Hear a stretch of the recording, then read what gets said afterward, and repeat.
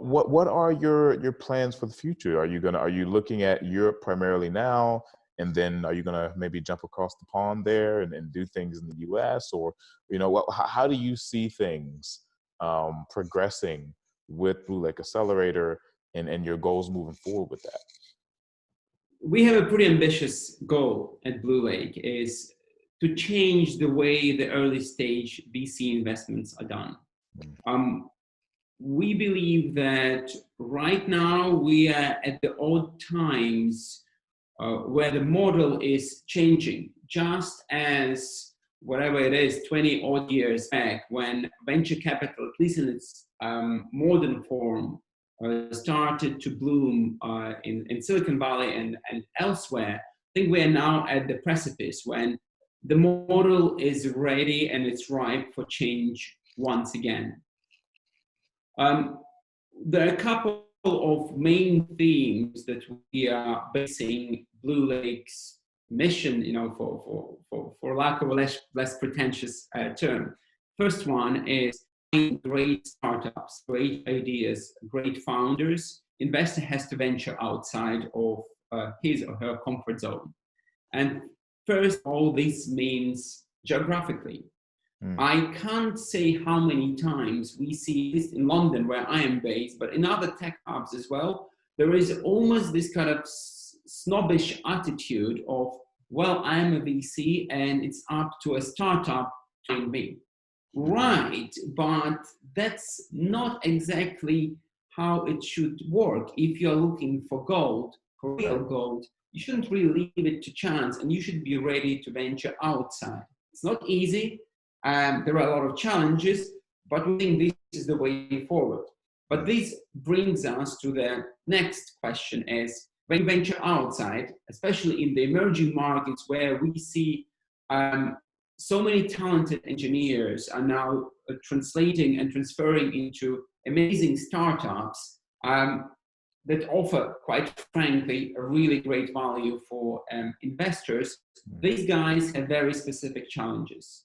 And these challenges needs to be addressed. And funnily enough, for those who monitor the early stage space, investment space, we can see there is erosion between startup accelerator and early stage investment fund.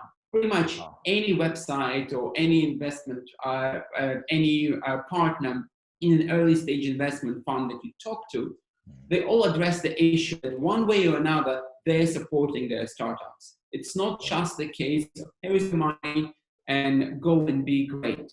The value of support is really often is actually more important than the funds themselves. So there is this element of support that is being recognized and being incredibly important at those early stages, and doubly or trebly so when it comes to the emerging markets, when it comes to the areas where VCs don't usually venture, if forgive me for the pun.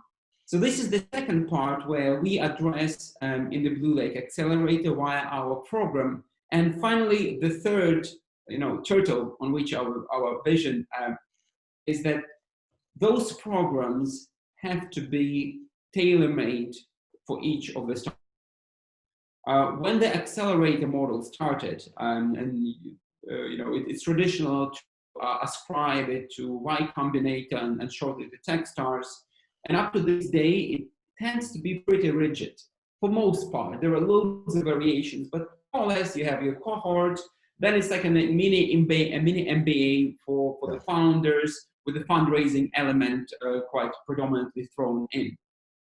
But really, is this the right way of doing it? Because you have the founders, they're not children, especially as we talked earlier on.